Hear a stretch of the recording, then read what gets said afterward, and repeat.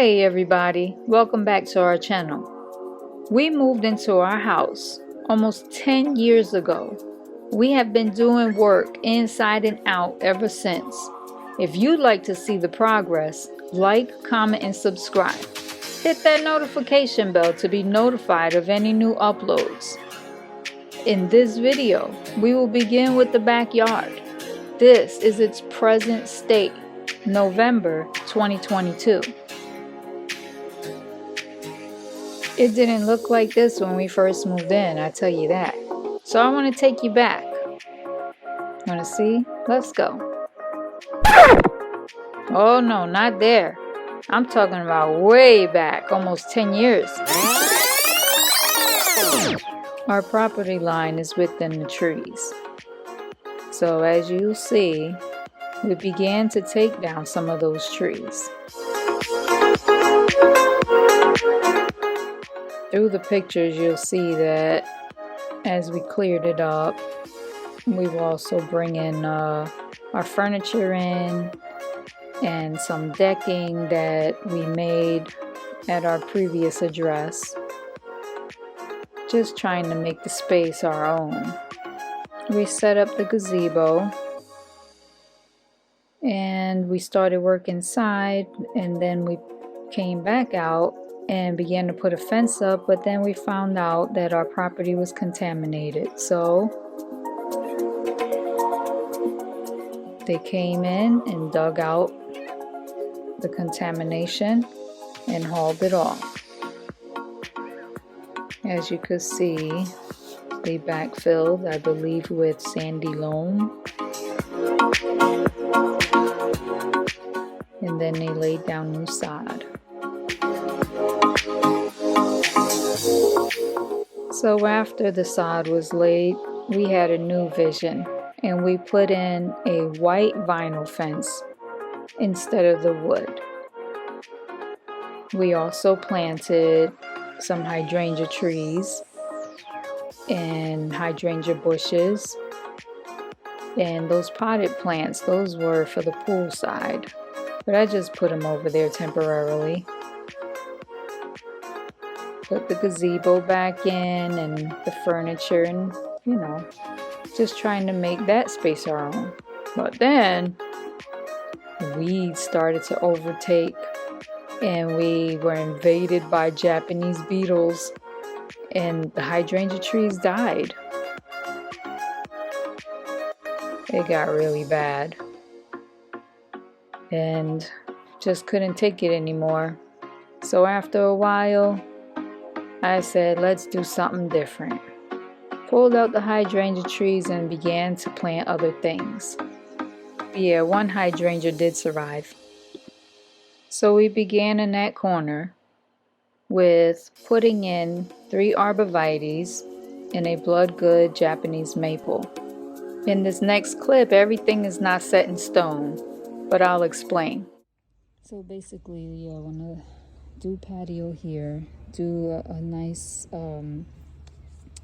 island of perennials and annuals in this area. I kind of marked it out how I want it, and I want to put another banana tree in the middle, and I'm thinking of doing the canna lilies, one on each end. But what I want to do is put the banana into a pot and put it in the ground, and put those in bigger pots and put them in the ground.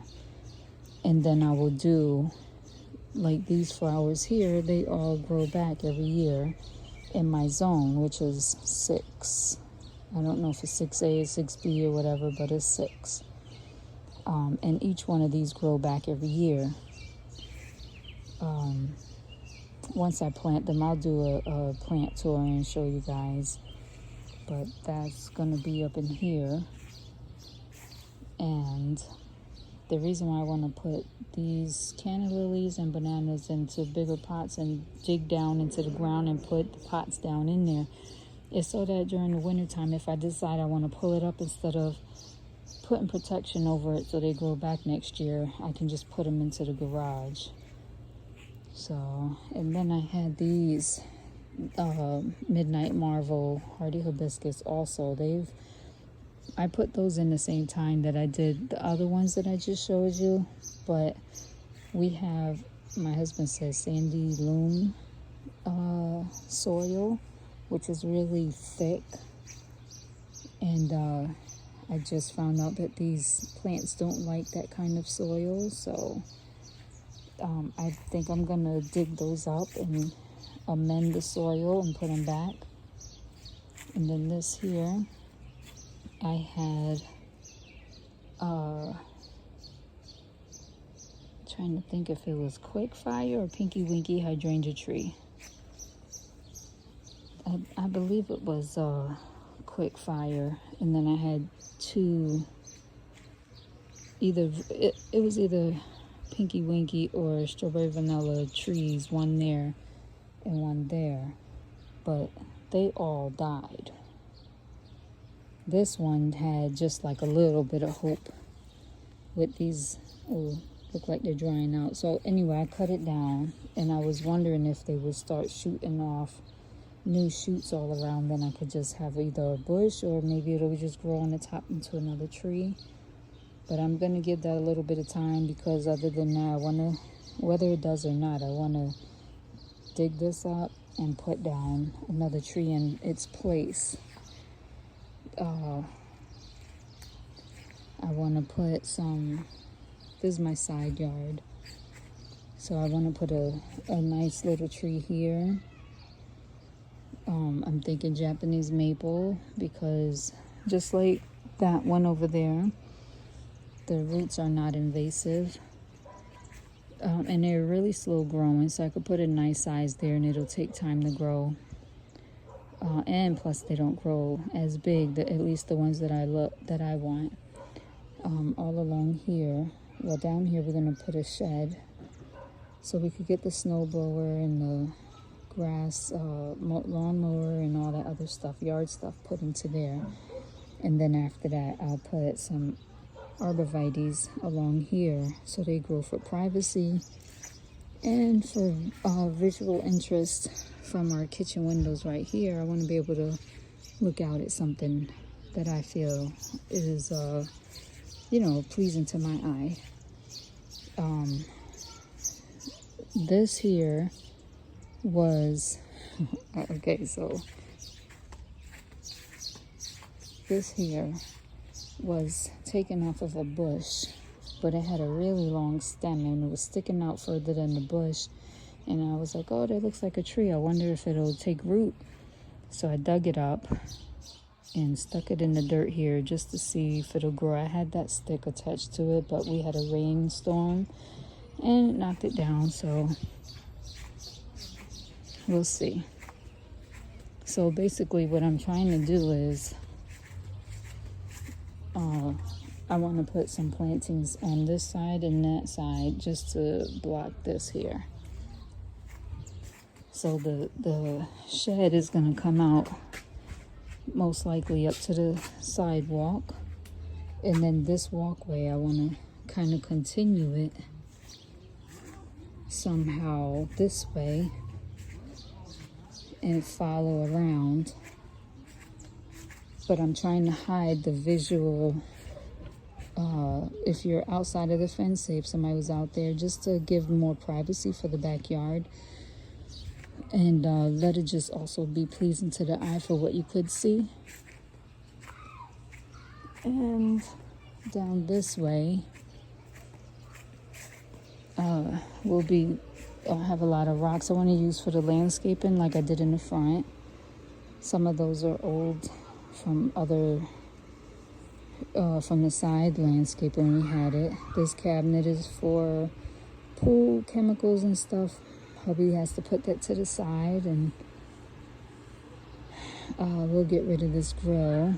And then we have the piping for the pool stuff down there, and then the bar, kitchen area. So over here, we want to eliminate all the grass and just put rocks, little crushed stone or whatever, arborvitaes along here for privacy, and on this side, some tall grasses with some rock, probably some of these big rocks in between, and we'll have like a little walkway, probably put some wood, I don't know yet what I'm gonna use, but just for a walkway to come this way to introduce you to the back here. So she can come out.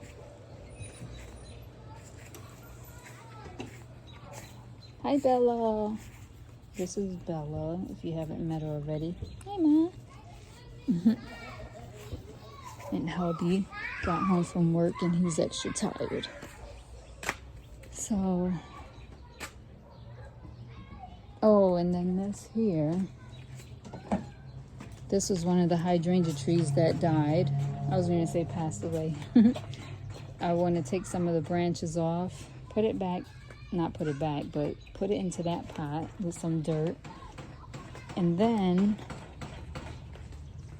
put this here plant into it. This, because it climbs, it'll be able to climb and wrap around all the branches. And this is, I believe, orange trumpet. If I'm not right, I'll put it in the video when I give the tour of when everything is finished. And I'm hoping that this will come back. They say that is pretty hard to kill unless you just let it sit out and the roots dry out, but we'll see.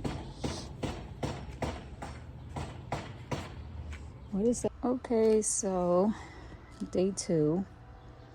And hubby went and got some soil for me. I drew out the pattern of what the shape that I wanted a couple of times. And boy, these flowers smell so good.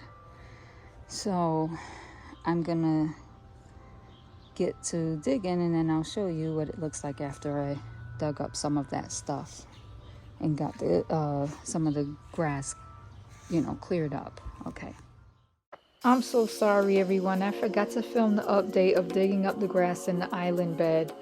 If you like what you've seen so far, stay tuned for part 2. Don't forget to like, comment, and subscribe. Thanks for tuning in.